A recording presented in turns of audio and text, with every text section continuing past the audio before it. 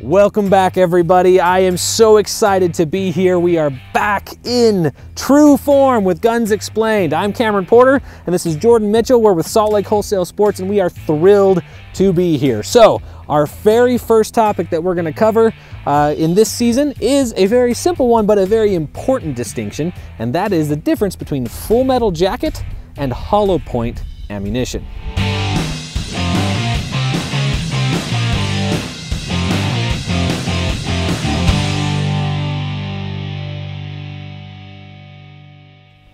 All right, so the real expert on this subject is my buddy here, Jordan Mitchell. So he is going to help explain the differences between Full Metal Jacket and hollow point ammo.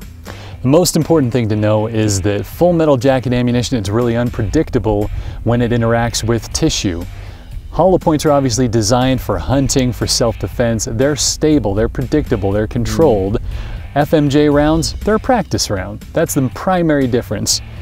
When you look at these, you can notice a pretty obvious distinction between the two right out of the bat. One of them has a rounded nose on the end of it. The other one has this nice cavity in there so that the hydraulics of the bullet can open up when they encounter some kind of tissue or intermediate barrier along the way. Gotcha, so the hollow point will kind of fan out. Yes, exactly. And that slows it down. It does. It offers more drag to the bullet. Based on how big it gets, the bigger it gets, the more drag, the slower it goes. Yeah. Okay, so that makes sense. So kind of the rule of thumb is FMJ or Full Metal Jacket for practice, and then for hollow point for when it actually matters. Yes. Okay. So besides just kind of explaining, we've got a little demonstration set up, don't we? Absolutely. We want to show just how unpredictable FMJ rounds can be so that you know that whenever you are practicing safe self-defense, that you use the proper ammunition so that you take care of your loved ones when you're at home. All right, let's do that demo. We've calibrated our FBI ballistic gelatin. This is 10% ordnance gelatin. We're 10 feet away, which is what the FBI mandates for your distance between your shooting point and your target.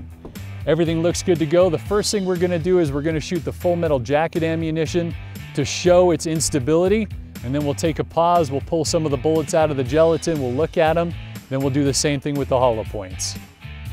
All right, eyes and ears.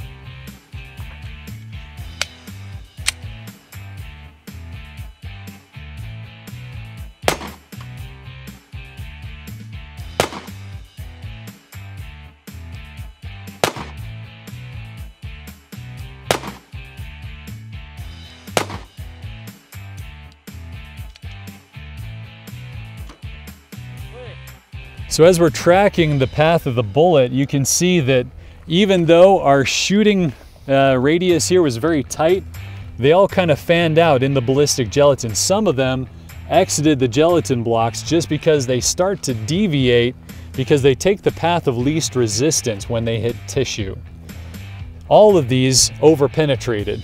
Let's grab a tape measure really quick. We'll check just how far they went because the FBI has a protocol for how far bullets are supposed to penetrate, and it's between 12 and 18 inches. So, whoo! Oh man. That one up top went 25 inches. Let's see what our furthest one went down here at the bottom. What is that, Cameron? 26, 27 inches? Yeah, that's just over 26. All right, so that's almost double the mandatory amount that the FBI stipulates. So, again, unpredictable bullets. These went way too far. These are a danger because if you imagine these had enough velocity to go through essentially what could have been, we'll say, almost two skinny people here, and that's just not something you want to use in self-defense. You want to make sure that you're handling your home's protection with good, stable, hollow point ammunition. All right, so these bullets were 115 grains to start off with, and it's 113.1, so we didn't lose virtually any mass on it whatsoever. Gotcha, okay. And when we take a look with the calipers, I mean, obviously you can tell there's no difference to this whatsoever. And it's completely uniform all the way around. Holy cow, yeah. Deviates 1/100 of a millimeter.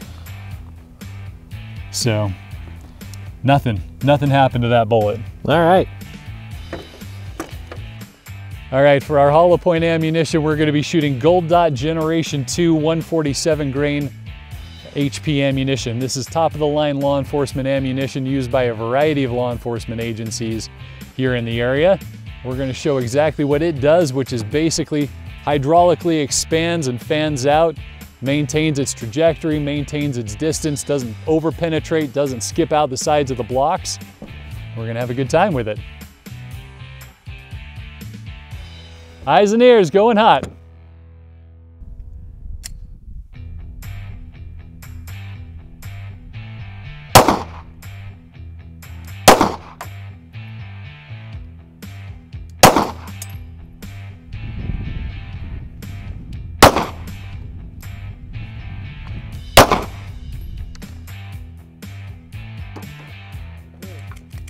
We'll get a quick distance on these here. Okay, yep.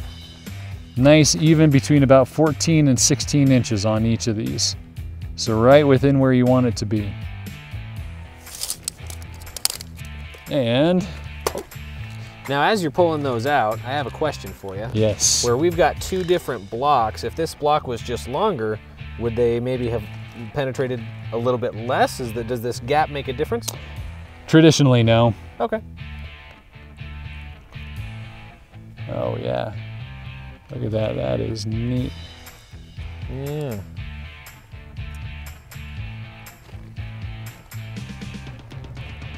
Okay. So they look a lot different after they've been shot. They sure do.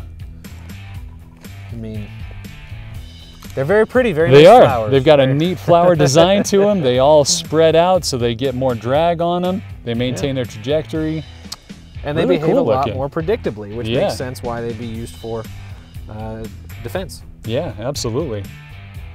So that's the main difference between FMJ or full metal jacket ammunition and hollow point ammunition, is that the FMJ behaves a little more unpredictably. It over penetrates if you're using it for actual defense, but it is a lot cheaper. And so if you're out practicing at the range, you can get a lot more practice in if you're using FMJ ammunition.